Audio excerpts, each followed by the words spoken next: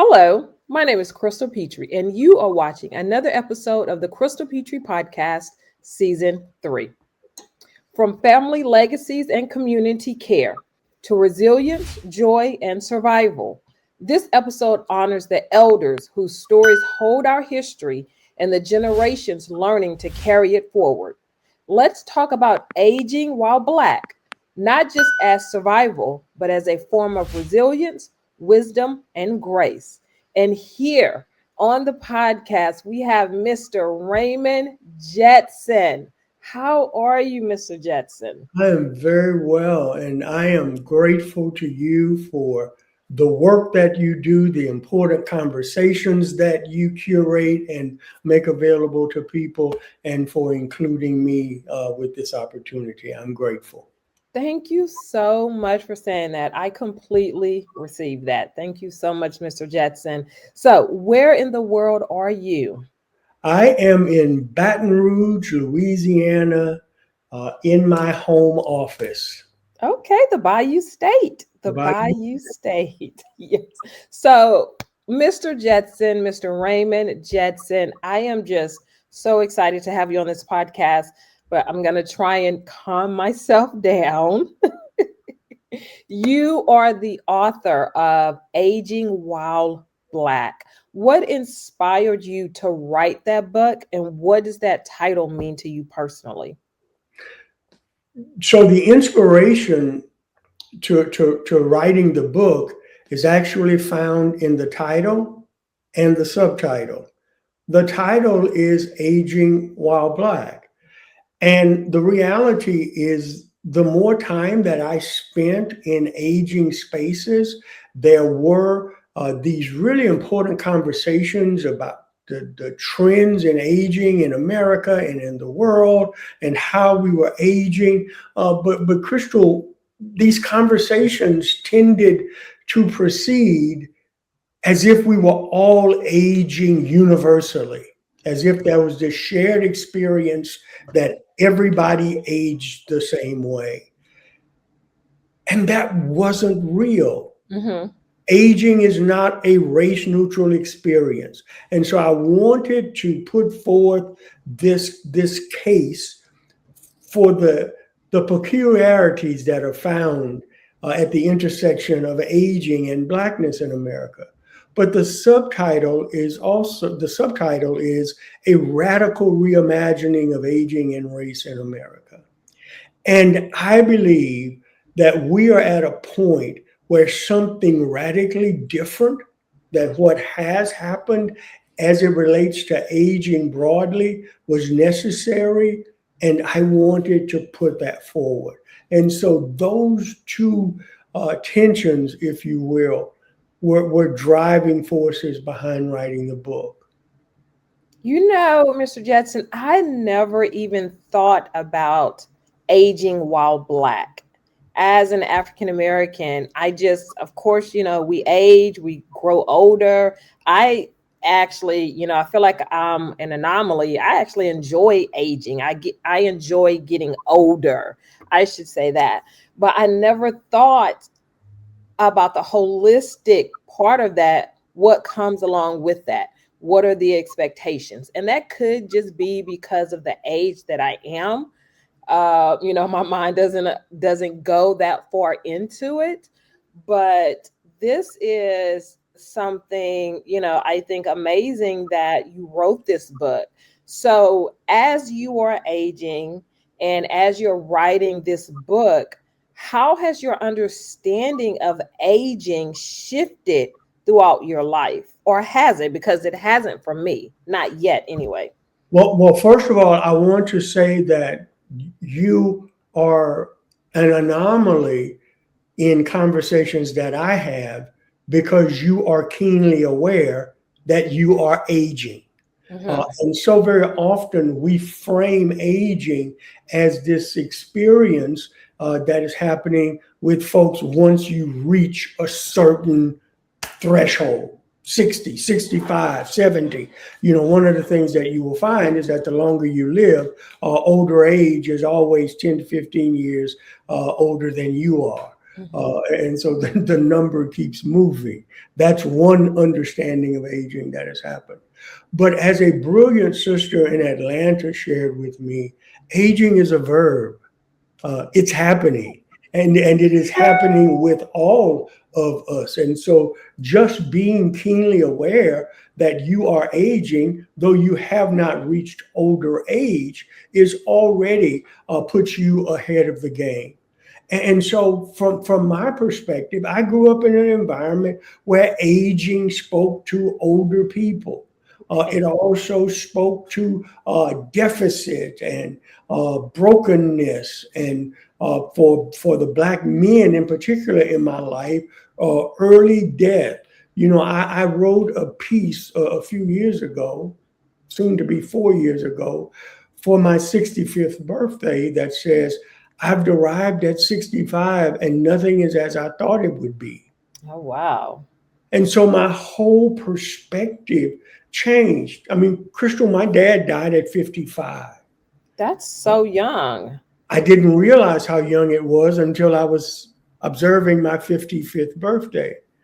And I was keen, I mean, I was terribly sensitive. My dad and I were both born on Valentine's Day. And so it's impossible for me to have another birthday without being mindful that he didn't get to have this Yes. birthday that I am having. And so with that came a sense, a bit of survivor's guilt, but also a sense of obligation. What do I owe to my father uh, for these years that I'm getting? What do I owe to my ancestors who lived and experienced aging in a very different way? And so that framing for me changed. I also realized that how I show up in old age is shaped by the systems, the relationships, the structures that I go through life with. That it's impossible for me to have systems and structures place me in a position of disadvantage throughout the arc of my life and then show up at old age and be well. And so I realized that there are a lot of factors downstream that impact how we arrive at old age. Mr. Jetson, what were your, if you had any, what were your thoughts? What were your feelings when you outlived, if I can say that? Hopefully, that's not No, um, negative in any way. Outlived your father. so as I shared, there were two wrestlings, well, three. One, I honestly didn't realize how young my dad was when he died at 55 because I was 28. And so at 28, 55 feels old, Hmm. or certainly older. Uh, but as and it was almost daily from my 54th birthday to my 55th birthday.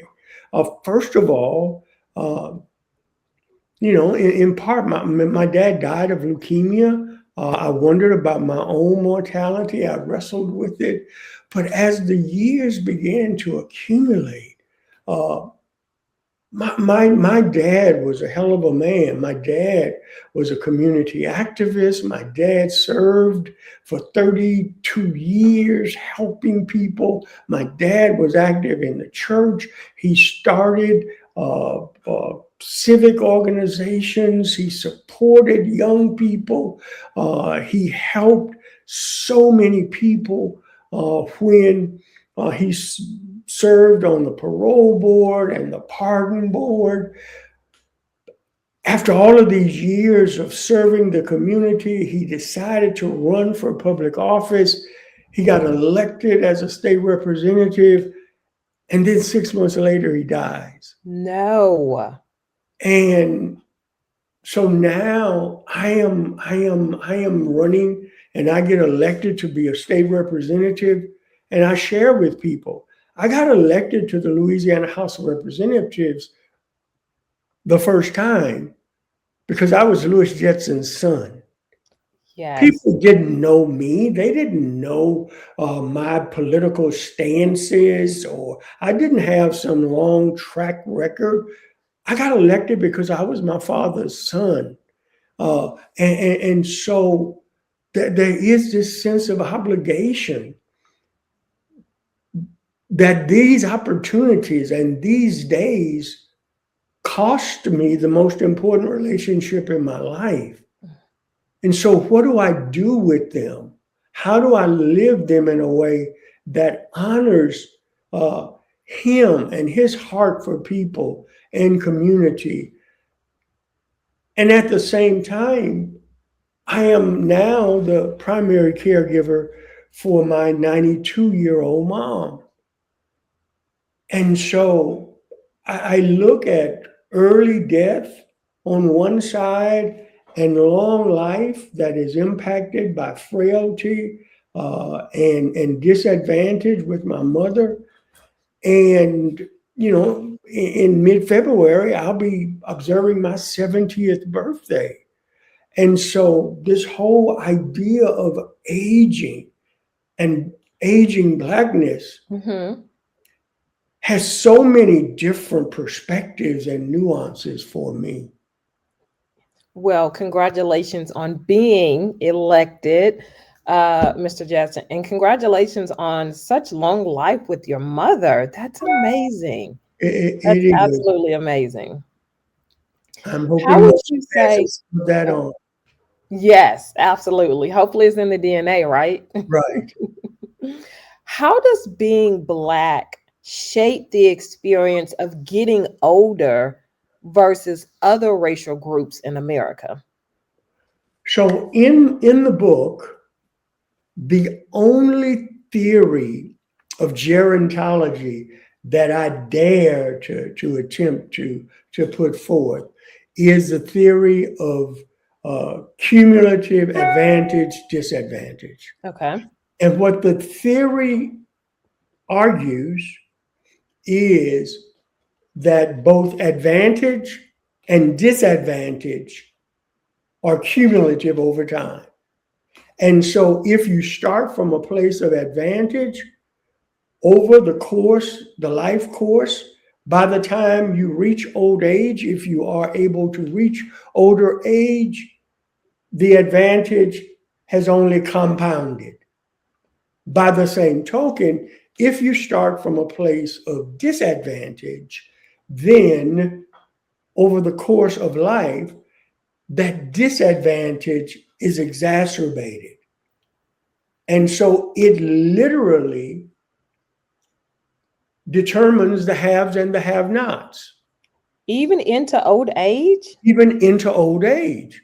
And so when you look at, these are generalizations here because obviously they don't apply to everyone. Mm-hmm. But when you look at the place of disadvantage that so many Black people face in this country, that is structural, systemic, societally reinforced.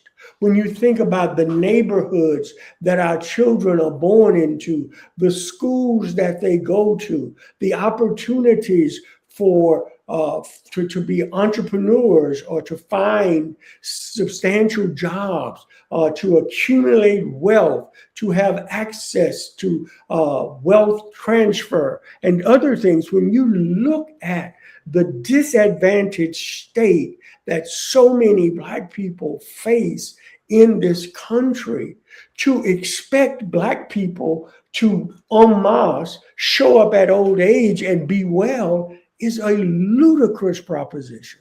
Wow. It's ludicrous.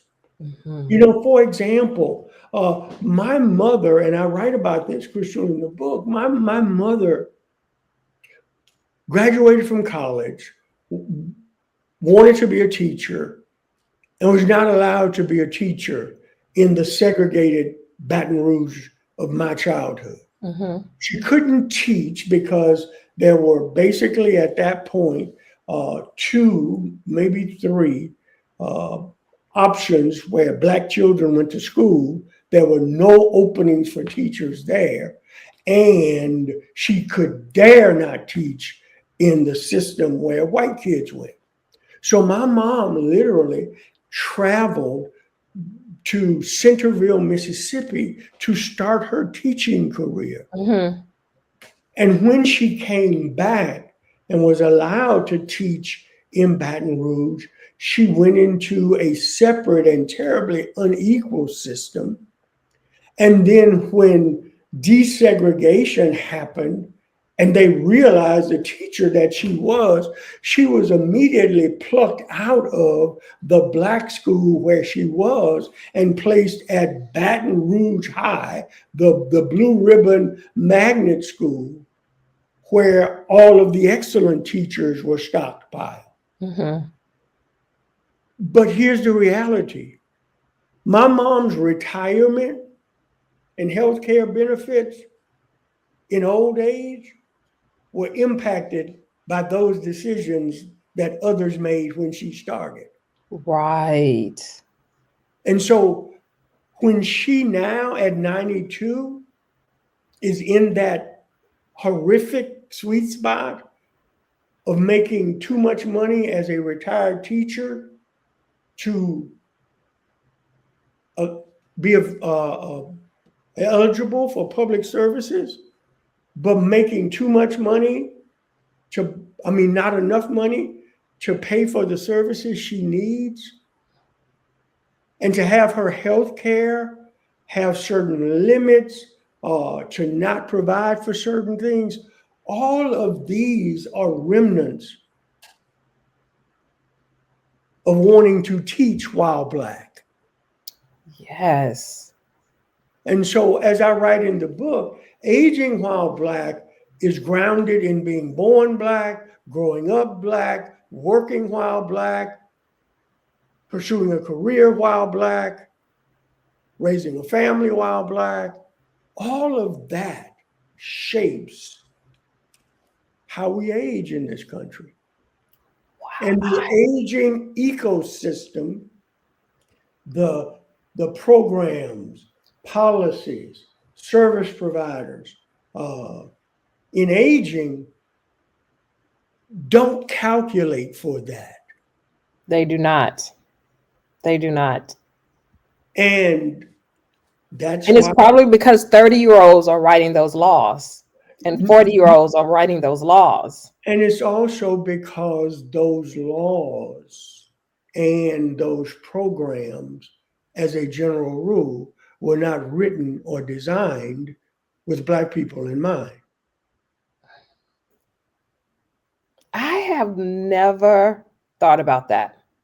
You have said so much on this podcast in the 18 minutes we have been talking, Mr. Jetson. I have never thought about so much of this stuff. And that is why 3 years ago, in February of 2023, when we launched Aging While Black, Mm-hmm. we described it as a discourse on the peculiarities found at the intersection of aging and race. When we started this, it was to try to create a conversation. This year, Mm-hmm. I am entering my 43rd year of public life. And I share with people, nothing prepared me for the response to the launch of Aging While Black. But everything prepared me for the launch of Aging While Black. The response was so robust. People were so grateful because we were calling attention to realities Mm-hmm. that were largely ignored. And not thought of and not spoken about or talked about. Certainly not in the language that we seek to create the conversation and to build this movement and to challenge the aging ecosystem to adapt so that everybody has the opportunity to age with dignity and agency and joy in this country. Mhm. Now, one of the things that, I mean, I don't know personally, but I have heard and older people have talked about is when you get older, and whatever that age is for you, when you get older, you seem to become invisible. Have you experienced something like that? Being an older man, have there been moments or situations where you felt invisible just because you were older? And have there been moments or situations where you felt very seen and very heard because you were older? Yes, yes, and yes.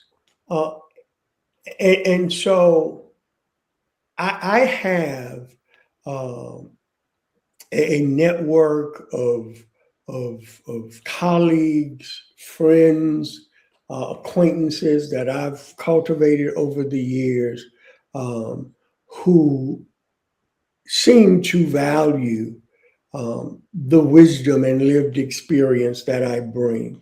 I share that I am in probably my aging sweet spot because I am old enough to have experienced some stuff, lots of stuff, uh, Right. but I'm also still young and healthy enough to be able to share it. And so I have people who seek out. There are still rooms and spaces that I can walk into, and uh, what I say carries weight. By the same token, there are spaces, and not intended to be critical, but in particular, with some of the youngest emerging voices and activists and passionate folks that I encounter, uh, they don't know, they don't understand, and they're oftentimes not patient enough or curious enough to learn exactly what I could offer to them. And so there are spaces, Crystal, where I feel very visible. There are spaces where in moments where I feel invisible in connecting with folks. Uh, but the real interesting tension uh, are those spaces where I am symbolically visible, but structurally invisible. I know exactly what you're talking about, but please explain that. So, I mean, I walk into a space, there is an important meeting or there is a conversation, and I am at the table or I enter the room, and there is this acknowledgement of my elderhood expressed in a number of different ways. You know, to some it is, our elder, to some it is Baba, to some it is OG. Yeah. But there is this acknowledgement of these years of lived experience symbolically, but structurally, my voice in that conversation is not weighted for my experience, and so you acknowledge that I'm there, but you don't embrace what I share. Yes. And that is the tension that I find most troubling. Mhm. I think that last part, Mr. Jetson, is true for African Americans in general, not just aging while Black, but another aspect of being Black in America. I first of all, I wholeheartedly agree with you, but I will share with you that what I was describing largely happens in Black spaces. Really? Yes, That is a shock to me. yes. I did not expect that. How does that make you feel? And then we're going to get to this next question. But how does Uh, that make you feel? I sometimes have to bite my tongue from repeating. Chris Carter was an NFL player, a Hall of Fame player. Yes, he was a wide receiver. Yes, a wide receiver. And he said that he was coaching at a high school and he was trying to coach a young man playing wide receiver. And the guy kept pushing back and da da da. And Chris Carter said he looked at him and said, "Look, when you get home, Google me Hmm. and then come back tomorrow and let's talk." There are times that I want to say to some of my colleagues, "Look, go home and Google me and then let's talk tomorrow." Uh, Yes. but thus far I haven't said that to anybody other than on your podcast and with some dear friends. Yes. Yes. So, Mr. Jetson, and I'm sure there have been many, what are some spiritual, what are some emotional lessons that you have learned through the process of aging?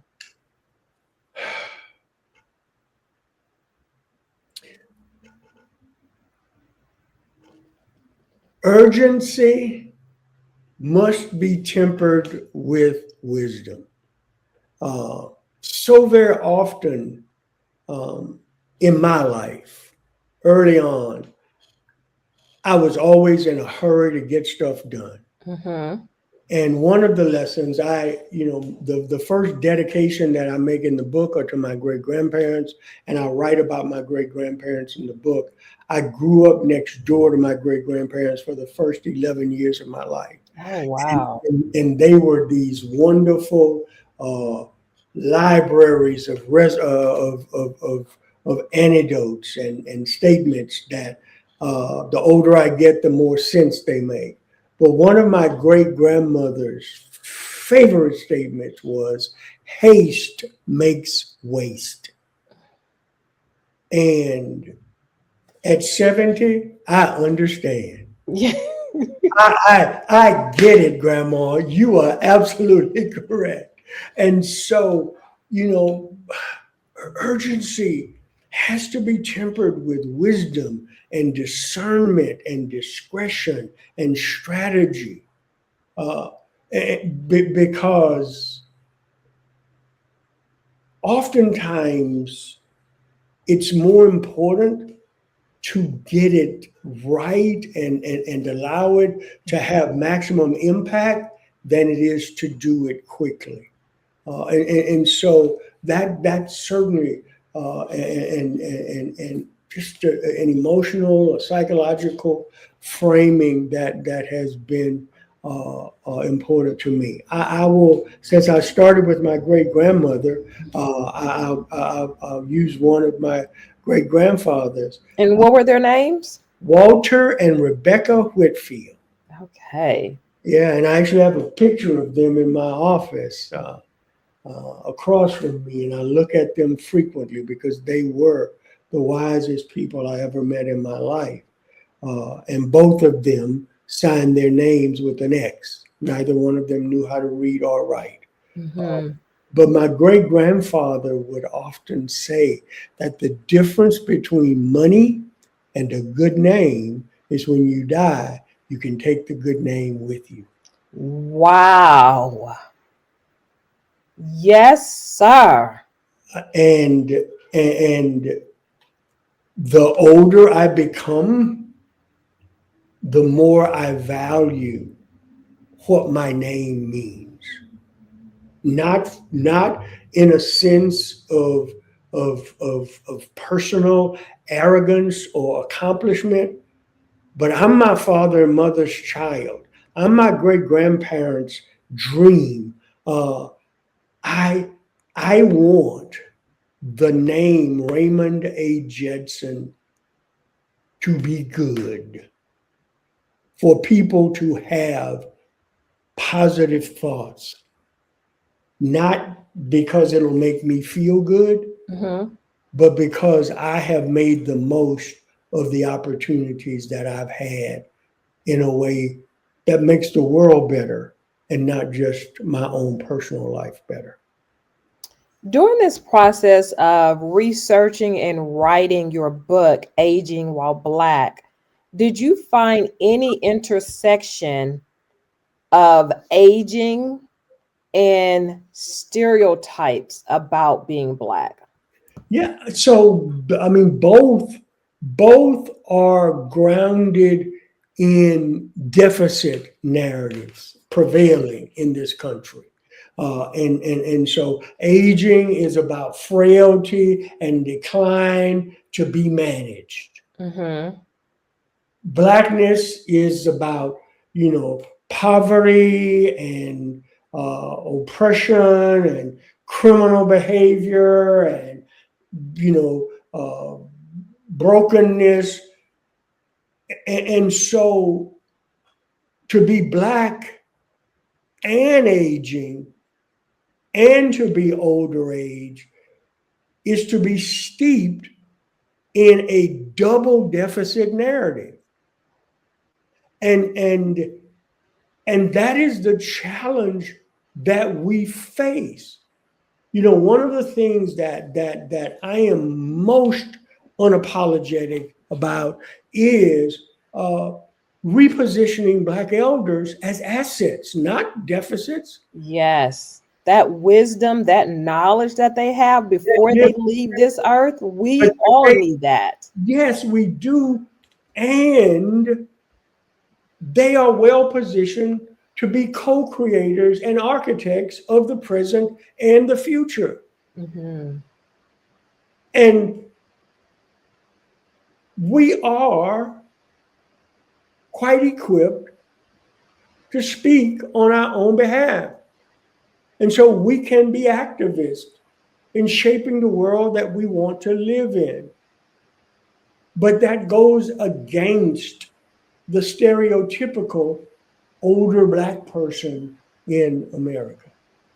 I read, and this was several years ago, Mr. Jetson, that America is one of the very few countries, and of course, this is not unilateral across everyone in America, but America is one of the few countries that do not value its aging population, that do not value the wisdom that comes with aging.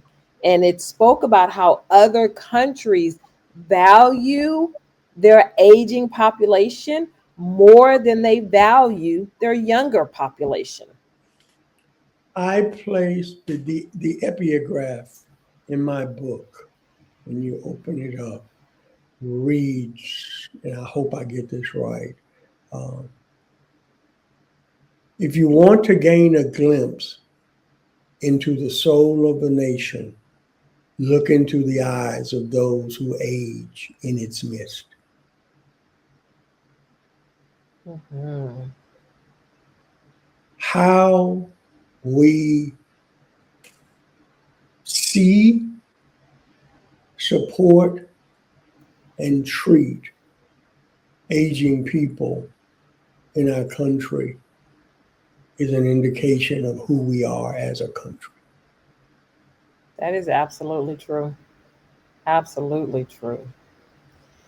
So I have Mr. Raymond Jetson, author of Aging While Black, on the podcast. Mr. Jetson, how does aging change the way you see your family history and your place within it?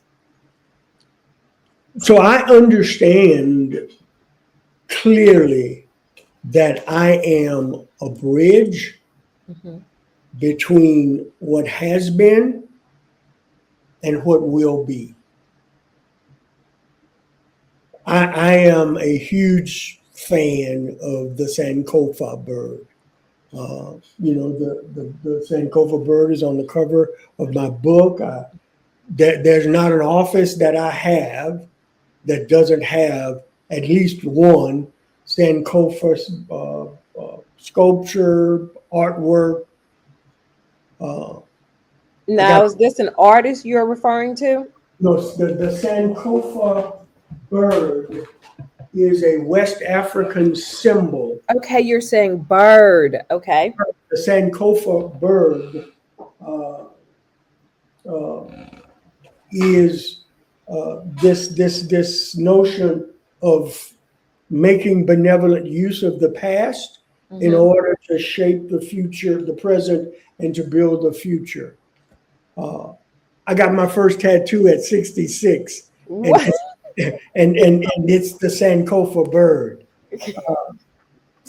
I say that because as I write in the book, Crucial, I wake up every day wanting to practice Sankofa. I understand that my great grandparents poured into me, not just so I could be well, but that I might share that with those who are coming behind me. Mm-hmm. My parents, my aunts, my uncles, the people at the church, the Boy Scout leaders, all of these folks. My Boy Scout leader uh, is still alive. He is now in his late 80s, and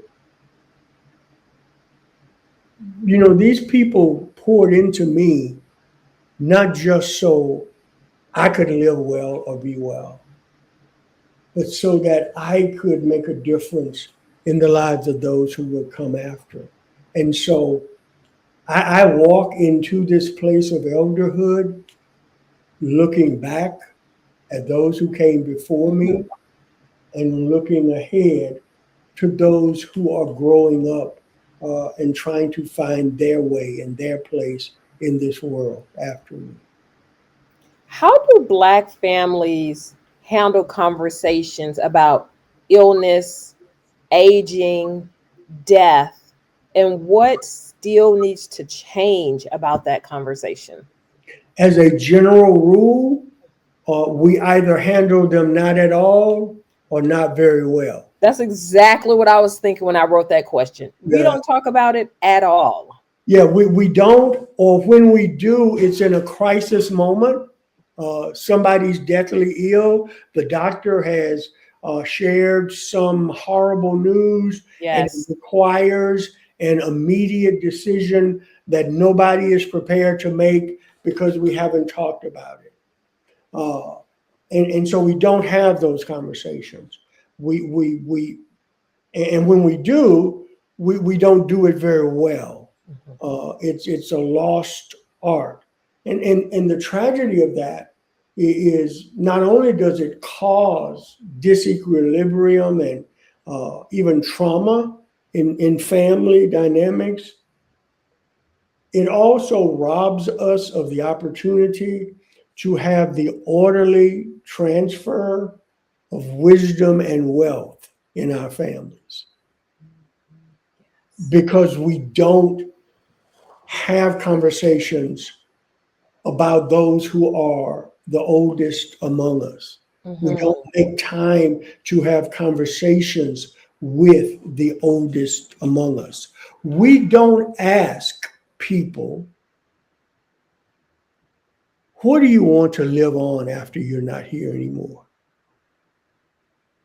What do you want this family to be because you have been a part of it? And what are the things that you've accumulated? And how do we make certain that they are valued and add value to your legacy, your family, your community? How do you want to distribute them after you are no longer here? Mhm. You know, Mr.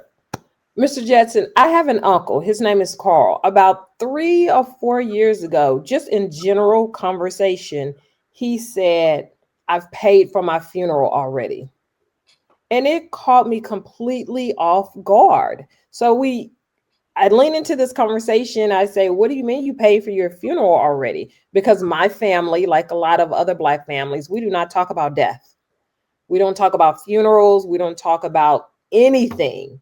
So when a person dies, It's like everyone is completely caught off guard. Yes. So when he said, I've paid for my funeral, I was completely caught off guard because number one, I had never heard anyone say that. And I have never heard of anyone actually doing that, paying for the funeral while you are alive and well and healthy. And I said, why would you pay for your funeral now?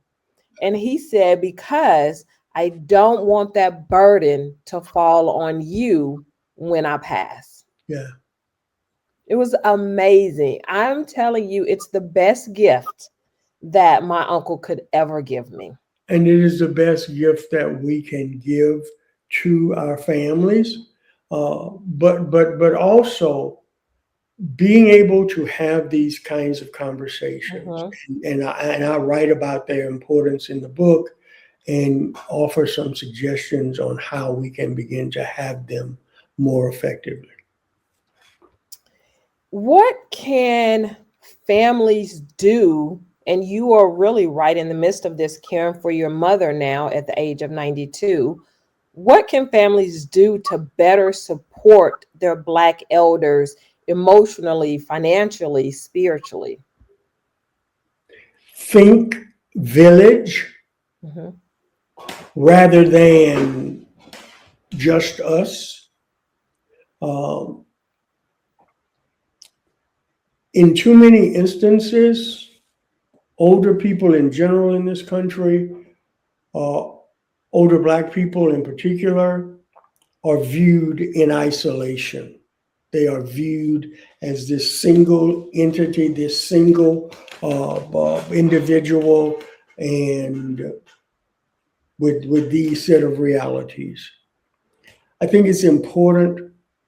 The first pillar of aging while Black is recalibrate the village, Mhm. being mindful of the infrastructure and the points at which people's lives are touched, intersect, and how we bring them together. And so being mindful as a family member, that my older family member, I'll use my mom as an example. My mom has been active in her church for 85 years. Mhm. Uh, my mom was a member of a civic group of Black women for 40 years. My mom was as a teacher, has a network of former students who are sprinkled all over this community. My mom has volunteered. My mom has done part time work in places. My mom has a network of relationships and contacts. My mom has a growing ecosystem of healthcare providers. Uh, all of these entities engage with my mom as if they are the only ones that engage with her. And so when she goes to church, the people at her church have no idea who her healthcare providers are or her other organizational relationships. And so, how can we as families create this village to make certain that needs, preferences, challenges are understood, where aspirations are clear, and where everybody is on the same page and acting in concert for the well being of this person rather than in silos and in isolation? So you're saying it's not good that the church doesn't know about. It is absolutely horrible Okay. Okay. because when How she does because when she shows up on Sunday morning or Wednesday for Bible study, she's showing up with her health realities. right? And they don't know what those realities are. Not at all. I see what you're saying. I see exactly what you're saying. And by the same token, when home health shows up at her house and says, The only time we can be able to serve you is on Sunday morning. You're totally ignorant to the fact that on Sunday morning, for 85 of her 90 years, this woman has gone to church on Sunday morning. Yes. I tell folks the one phrase I never heard in my childhood was, "Do you want to go to church today?" Never heard that one. Wasn't optional. Yes. So you are not going to tell this Black woman that the only time you can see her is on Sunday morning. And so it's those kind of things that families can make certain. And how do they make certain of that? How do they rebuild the village? Be engaged, recognize that they are the center of the village. They are the hub and everything else is a spoke. Okay. And they have to understand, if it's a spoke that connects with this older person in my family, I have a responsibility to make certain that it shows up in the best interest of this person and in an awareness of the other elements of this person's life. Which goes back to having the conversations. Yes. That no one wants to have, but are so needed. But it's also about being in relationship over the life course. One of the things that we are putting forth, Crystal, at Aging While Black, is this notion of collective longevity. In the last chapter of the book, I write that this just can't be. Aging for Black people can't just be about the silent generation or baby boomers. We're all aging. The first Gen Xers turned 60 last year. Millennials, Gen Z. For my generation, it's Social Security. For their generation, it's going to be student loan debt. Yes. The absence of retirement benefits. Less than 10% of millennials have funds sufficient for retirement or not actively working. And so the issues have different names, but will impact us all. And so what would happen if you took the lived experience and the wisdom of the silent generation who went through Jim Crow, the baby boomers, particularly the elders who went through the civil rights movement, and connected that with the technical savviness of the millennials and the Gen Zers who've lived in technology all of their life, and connected that with the younger generation's passion and social activism, and layered in that the entrepreneurship activities that permeate the generation. What happens if we collectively brought all that to bear to make certain that we all age well, whether we're 70 or 36? Yes. That we're all aging well, and that the oldest among us age very well. What are some things that the community can do to help those that are aging while Black? So I'll go back to this first pillar, Crystal, of recalibrate the village. Okay. The infrastructure that supports Black life is ill-equipped for the aging sea change that's already happened and will continue to happen. And so, the one demographic that has not walked away from organized religion is older Black people, particularly older Black females. That's true. I was a pastor for 23 years. If I was still leading a congregation, I would be concerned about what my congregation is going to look like 10 years from now. I Yes. would probably need to be aware that Black people are more than twice as likely to be impacted by dementia, that they have higher incidence of chronic illness. What does that mean for my congregation? What does that mean for my care for people? What does that mean for the future of my ministry? I'm a member of a fraternity. I engaged the local chapter of my fraternity, and the leader of the fraternity was stunned to realize that 47% of the chapter was over the age of 50, and 20% of the chapter was over the age of 70.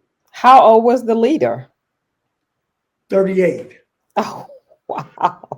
But most of the people in the chapter don't realize this change that's happening around them, Yes. and it has implications. And so the first thing that any entity can do is to become aware of the dynamics of aging that are happening in your midst. Yes. What is the change that's happening? And what are the implications for what it is that I want to do? What are some things that the community is getting right when it comes to supporting and caring for the elderly in the Black community? I think that there is a resurgence of the valuing of elders. Hmm. I think that there is a shift that's happening. And again, whether that's, elder or Baba or OG, there is this acknowledgement that there is something about achieving a certain state of lived experience and presence in community. How does Black joy, and we hear it all the time on social media, how does Black joy show up in the process of aging? Man, when you walk into a room and Hmm. and you see uh, two older Black ladies talking to each other, and they are just falling out laughing Yes. in spite of their circumstances, or uh, you see older Black men playing dominoes and talking trash to the youngsters at the table, or laughing and joking, or I have a group of friends that I play golf with, laughing and teasing or supporting one another in moments of challenge and difficulty. That's Black joy. And probably the most frustrating thing for those that would seek to oppress us is that there's nothing they can do to get rid of that. Mr. Jetson, we're getting ready to wrap up this amazing aha field podcast conversation, but I got a couple more questions and then I'll let you go. If you could design a Black aging village, what would that look like? What would that feel like? So, first of all, there is this collective longevity. We are Yes. all aging together. There is uh, a sensitivity and an awareness of both our strengths Hmm. and our challenges. What do we all bring to the table, and how do we create space for that? What are the challenges we face, and what do we need to do structurally to address those? How do we ensure strong connections? Social capital is the superpower of Black people. Hmm. And so, how do we make certain that we are genuinely connected with one another? And how do we declare that joy is our prevailing mindset? Absolutely. Now, my final question for you, Mr. Jetson, what is your intention in this space? What is your goal in this space? You have written the book Aging While Black. You are creating a community around that. What is your intention? What is your goal?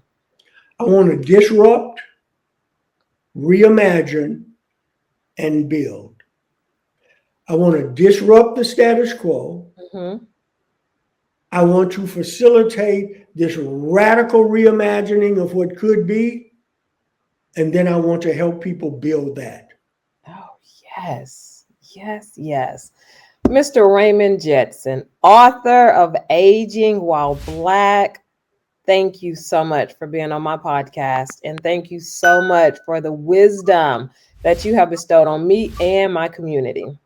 Thank you so much for inviting me to share with you and your community. Thank you for the work that you do, and it has been my joy. Thank you. And to my community, you can get Mr. Jetson's podcast on YouTube Podcasts and Apple Podcasts. And remember, you always have time to listen and learn on the go.